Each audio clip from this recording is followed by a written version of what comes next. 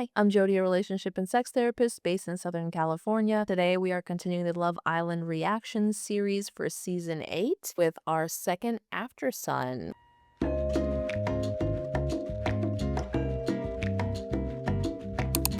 This is kind of like a talk show kind of thing. Beginning, they're kind of reviewing all the things that are happening, pretty much right on par with a lot of the stuff that I've been saying. They're talking about the love triangles. They actually had 3 different love triangles. They didn't mention like more of like the square, because we had Melanie, Corbin, Kenzie, Caleb, and kind of how they were all like mixed together. And so that was kind of interesting. They were really talking about the love triangles and just like the juiciness of all of that. They were talking about Zach's insecurities, which I mentioned a couple times, but especially like in the last video, like keep bringing up these comments. Oh, what happens if a bombshell comes in? Oh, well, that'd be crazy. What's gonna happen? Are we gonna turn? I think he needs to kind of like zip it on that. I think he's kind of sabotaging a little bit, and Kayda's going like, why are you saying that? Kayda's over here just swimming along, feeling secure, being like, hey, I'm excited. Nothing's pulling my head. And then him to kind of keep dropping these things, which again, I don't necessarily think it's what he wants. I think it's just, again, coming out of these insecurities. He's like just dropping it down. And I'm like, stop saying that.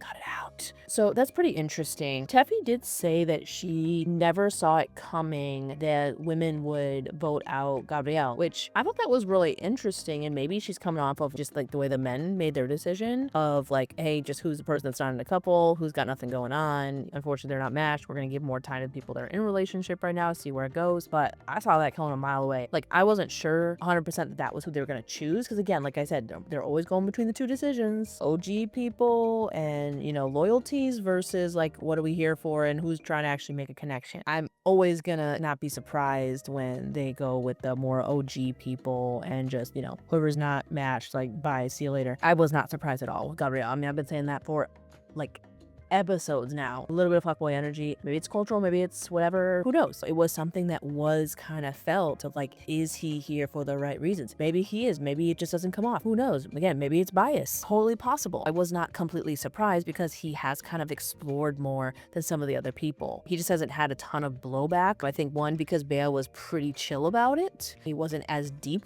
with her as some of the other ones, like Kenzie and like Sincere, but I was not surprised at all. Then we did the Gabriel kind of individual stuff, so you get to see him, which also I did say in one of the other episodes that he was one of the OGs, which no, I forgot, he was the original first bombshell guy, because I remember Bale was with Sean and then he came in and she had already chose to leave and then kind of went with Gabriel. So I forgot that yes, he actually was not one of the OGs, but he was close enough, like basically like right after they came in. So he's been around for a while, long enough to like really build relationships with all the other Islanders. He got his phone back. It was interesting to see him like look at Bea's profile on Instagram and things, and it was also interesting because obviously she's been out for a minute now, so she's already been making content about the show. So like to see her reactions to not only after the show, but then like her watching some of the episodes of the show and things like that to really know what was going on. She did have some really nice things to say. Like, she definitely still had that guard up, was definitely like, oh wow, you don't even seem really sad that I was gone. Like, maybe we didn't really have what I thought we had. I'm not really surprised to hear her say those things, but it was pretty interesting. And,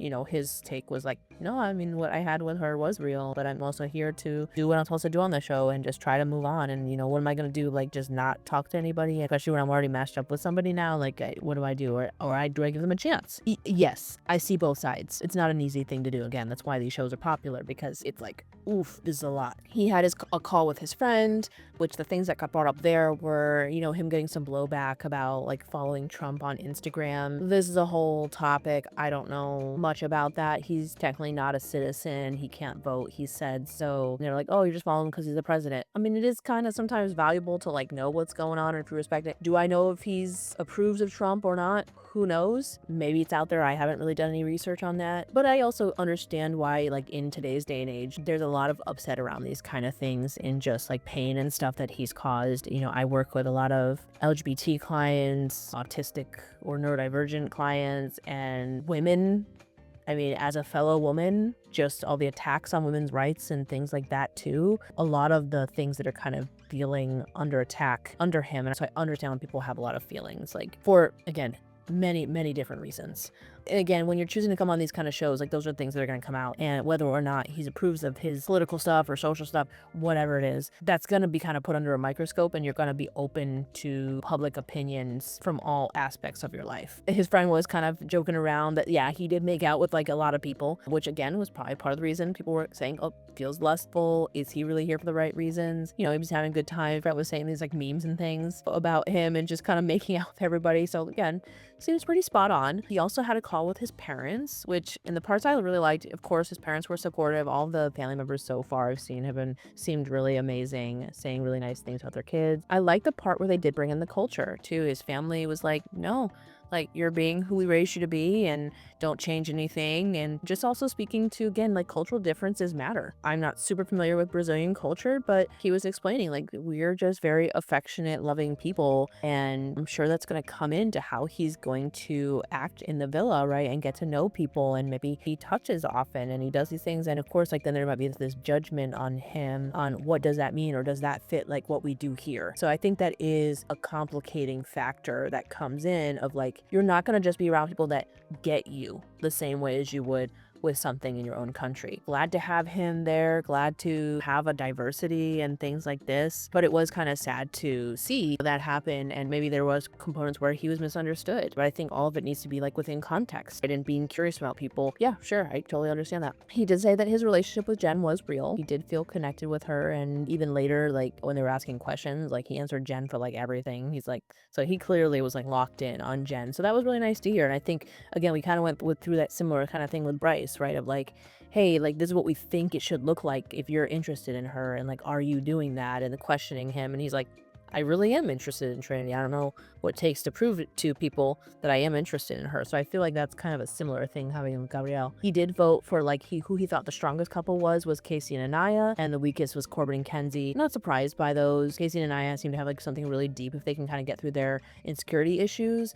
And yeah, Corbin and Kenzie were kind of, which is pretty interesting though that he's questioning that, because his relationship with Jen, it kind of felt at times similar to him and Kenzie. I think he was a little more locked in on Jen for longer since the last recoupling, whereas Kenzie was still going back and forth, but they kind of get accused like the same thing, being lustful, hence why Kenzie was also being considered to maybe be voted out by the guys. So that was a really interesting component of things that he still identified like Corbin and Kenzie as the weakest, but he didn't really say much about like why. I am kind of curious to his information about that. Also called her cousin and aunt, which again, both adorable conversations. It was nice to be able to see her, you know, be a little bit emotional, but I don't know if it was so much the show as much as just, you know, like connecting with family sometimes and being around like your safe people, just kind of, you know, all the stuff that you kind of need to feel, or just even being around them, you know, you just kind of break down a little bit. I think of course some of it probably was the show a little bit and like the stress that she had gone through, and she kind of had to stay strong for the most part. You could tell that she didn't feel really comfortable when she broke down on the show, and I think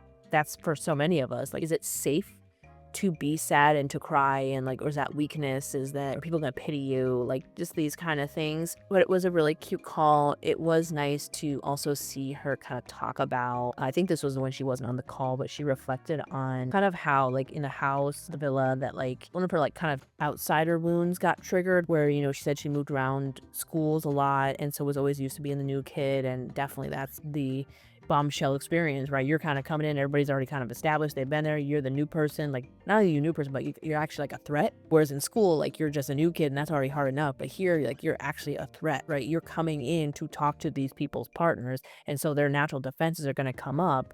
And so she was talking about how she had felt that with some of the girls, understandably, and then how a lot of the guys, like because of their fears, you know, weren't willing to talk to her. So like, you know, she's calling out Sincere and just, you know, again, like him not being honest. And I think a lot of people were on the same page about that, as well as like KC, again, like it's nice that you were interested, but like you didn't tell me till the end. Like, did he have the courage to talk to her? Again, there's not a right or wrong answer. He didn't have to, he could have chose. It's just more so like, well, if you're gonna have regrets, then maybe you should have done it. At the same time, like if he's deciding, hey, I just didn't want to, I kind of didn't want to risk what I had with Anaya, like then, that's also an okay choice. Seeing that outsider wound, I think so many of us can relate to that, and just how I talked about this in other videos, like just how hard that can be for bombshells to kind of come in, especially ones that are getting a lot of attention or people think are attractive or who have a connection with somebody else there, and it's like how much some of this like group dynamic can kind of almost like bully them or make them feel isolated. It was sad that she kind of felt that way, but I can understand like how it could happen. There was a little bit of talk about like, I guess like online people were saying that she needs to take accountability. This one was hard. I mean, I'm always usually on the side of everybody has a role. With my couples, I always say that. I'm like, this is a cycle, right? You're all adding something to the cycle. It's just maybe you're not both going to be the same level of asshole at the same time, right? You're not contributing to it as much. There's definitely, of course, I'm sure going to be some component of accountability for her. I mean, who knows? I don't know if they were talking about Melanie at all, but like bringing up conversations there, but you also want to trust what he says. I think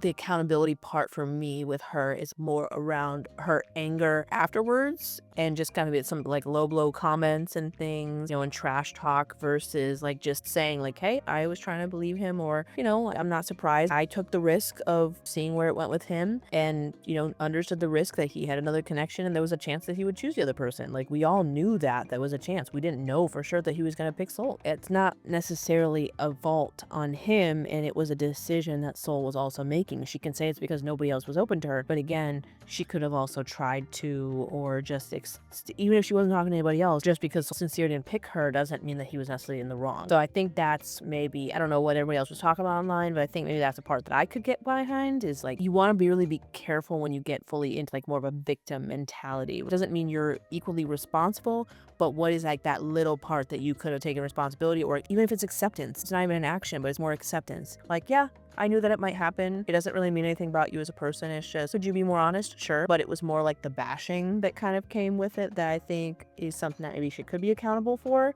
Because again, it makes sense. We're going to protect ourselves, but it's still not the best look, right? Or the most mature behavior. She shared about the loss of her dad, which supposedly they talked about this. I don't remember hearing it, but maybe I missed it in one of the other episodes. But she was talking about like the loss of her dad, which then led to some loss of her hair, which is why she has her short hair now. She ended up cutting it. And I thought that was a really nice component, and she was getting a lot of like compliments on her hair. And I mean, I think she rocked it. I mean, she looked great with that hair. I don't think I could ever pull that off. So I was always like, good for you, girl, and having all the confidence and just making a situation and owning it when life just fucking tosses us a shitty hand. I could definitely see that. There was a little bit of talk about just the public discussing people's hair in general, which they were like, yeah, we shouldn't really do that. I totally agree. I think in general, we'd love to have opinions about people's appearances. I even do the same thing. Like, it's just how we kind of grew up. But then it's something that like you just kind of feel kind of gross about it afterwards. I think that's like part of that healing process and change. It's just noticing and being like, why do I do that? What's that about? Like they said on the show, like if they like it, you don't need to say shit. Why bring somebody down? Who cares? Maybe someone could see it's like, oh, it's like someone telling you to spinach in your teeth. Maybe, but again, if they're happy, leave them the fuck alone. Do we need to say anything? Probably not. And especially when you start getting like the cultural components of things, like especially with Black women hair, like they're just oftentimes you're more likely to hear a negative comment about ethnic hair rather than other types of ethnicities. That's kind of what they were getting at, really being careful about these things. Like, are these kind of internal biases of like, I hate that. Like, are you going to hear the same kind of comments about like Anaya's hair, which seems more natural? For example, like Trinity's hair may be natural, but like it's less of like more of a stereotypical Black hair. You're gonna more likely probably hear negative comments about Anaya's hair versus like Kenzie's hair, who's the classic white blonde girl. And so they're talking about like, let's take a peek at that and like really like, why are we making comments about anybody's appearance at all? But two, is this some like racial biases kind of coming in, and definitely something we have to be careful of because that's just not cool. They kind of were foretelling that, Casa's coming up. Totally excited for that. All the drama's going to happen. I think it's like the perfect timing of it because a lot of people are coupled up, and it's going to kind of force them again to separate and really test their relationship, because if you haven't watched this before, Casa Amor is basically like they separate the men and the women and then bring in new bombshells. Like they're like in different houses for like a period of time. There's not even an option to talk to their couple. It's definitely kind of is really the test that was foretold that's going to come up. And so they asked Gabriel and Sol, who do you think is going to survive? Who do you think is maybe going to have trouble? And so Gabriel said he thinks that Zach and Kayda are pretty locked in. Sol agreed on that. They did differ a little bit on who they thought was going to have problems. Gabriel kept with his original of Kenzie and Corbin, saying, I don't really think they're going to make it. Sol said Trinity and Bryce. So that's going to be interesting. This was kind of a foretelling of them in the past. If they had other options, would they choose other people? Which, if you remember, they actually did in the beginning, right? They both went with a different bombshell. It just didn't end up working out, and then they defaulted back together and have been together ever since. Is that going to change now that they're kind of meeting new people and away from each other? Are they going to grow something? I'm excited to find out. I will see you there.